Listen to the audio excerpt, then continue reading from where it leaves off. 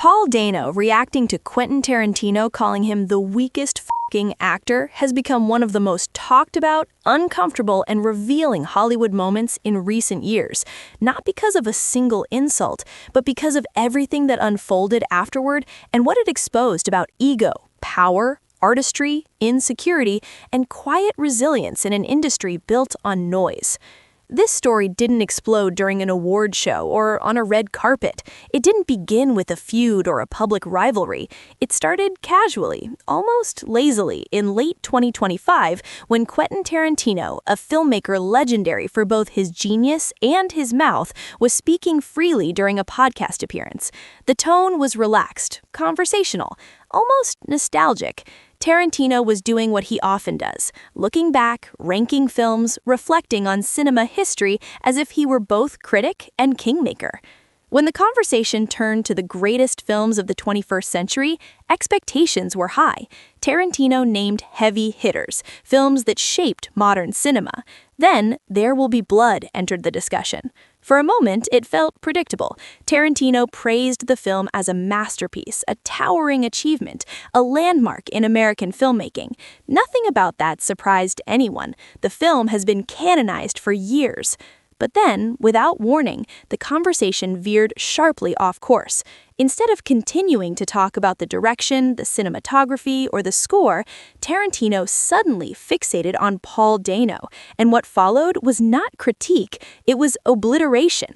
He didn't frame his comments as personal taste. He didn't soften his words. He didn't offer balance. He labeled Dano the weakest actor, ridiculed his performance, mocked his presence, and suggested that the role deserved someone entirely different. The language was crude, dismissive, and unmistakably personal. Even for Tarantino, a man famous for shock value, it felt extreme.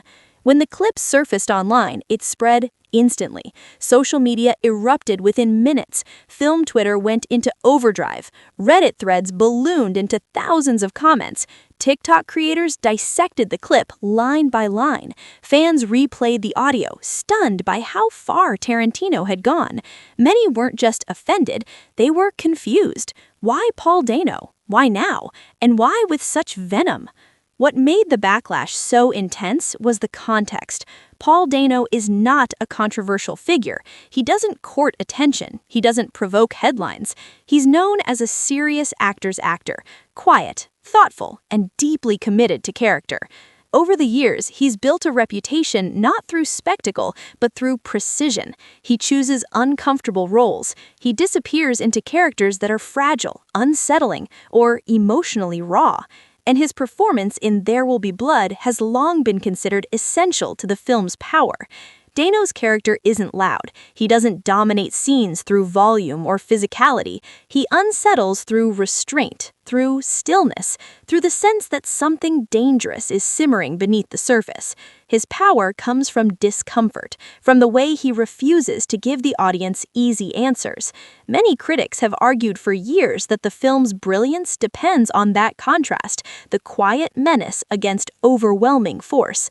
That's why Tarantino's comments didn't feel like artistic disagreement, they felt like humiliation, public, unnecessary, deeply personal, and that distinction mattered. As the outrage grew, something unusual happened in Hollywood. Instead of staying silent or offering vague support, people spoke up, loudly. Actors who had worked with Paul Dano praised his intelligence, his discipline, his emotional depth. Directors described him as one of the most thoughtful performers they'd ever collaborated with. Writers and critics defended his choices, explaining why subtlety is often mistaken for weakness by those who value dominance. What stood out wasn't just the volume of support, it was the emotion behind it. These weren't polished PR statements, they were raw. Some were angry, some were disappointed, some openly questioned why a filmmaker of Tarantino's influence would choose to tear down a fellow artist so publicly. And through all of it, Paul Dano remained silent. No tweets, no interviews, no carefully worded statement from a publicist, nothing. For weeks, his silence became part of the story. In an industry where reputations are aggressively defended and clapbacks are almost expected, his refusal to engage felt almost shocking. Some people assumed he must be hurt. Others thought he was calculating. But as time passed, it became clear this wasn't avoidance, it was a choice. The silence finally broke in early 2026 at the Sundance Festival. The setting mattered. Sundance is where independent film thrives. It's where quiet performances are celebrated. It's where artistry often outweighs ego. Paul Dano was there to celebrate the anniversary of Little Miss Sunshine, the film that introduced him to a wider audience and cemented his reputation as an actor unafraid of vulnerability. When he was asked about the controversy, the atmosphere shifted. Everyone knew what the question was really asking. Everyone waited for the response. What followed was not anger, not bitterness, not defensiveness. Dano smiled softly and spoke with calm sincerity. He said it was really nice to see so many people speak up. He said he was grateful that others defended him so he didn't have to. And with that single statement, he reframed the entire narrative.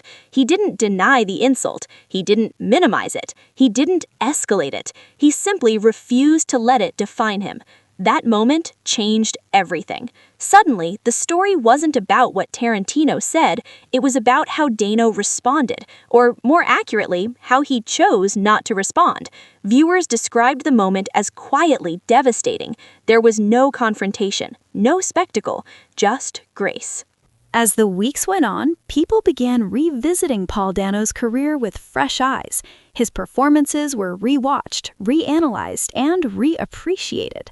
From emotionally fragile outsiders to deeply unsettling antagonists, Dano's work has always lived in uncomfortable spaces, places many actors avoid because they don't guarantee applause. His strength has never been volume, it's been presence. The controversy also reignited a broader conversation about criticism in Hollywood. Where is the line between honesty and cruelty? Does being a celebrated filmmaker grant permission to publicly humiliate others? And why are certain personalities rewarded for behavior that would end careers if anyone else tried it? Many pointed out that Tarantino has long been praised for his bluntness, but that bluntness often punches down. Others noted that the industry has historically tolerated abusive language when it comes from so-called geniuses, even when it leaves collateral damage. What made this moment different was the contrast. On one side, excess, ego, shock value. On the other, restraint, humility, self-assurance. Paul Dano didn't argue his worth. He didn't need to. His peers did it for him. His body of work did it for him. Ironically, the renewed attention also elevated There Will Be Blood itself. Viewers revisited scenes with new appreciation, noticing how Dano's stillness amplifies tension, how his quiet confidence needles louder forces. Film students dissected the performances, not as rivals, but as complementary forces.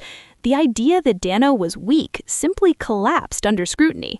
Meanwhile, Tarantino said nothing, no clarification, no apology, no follow-up, and that silence, paired with Dano's composure, only widened the gap in public perception.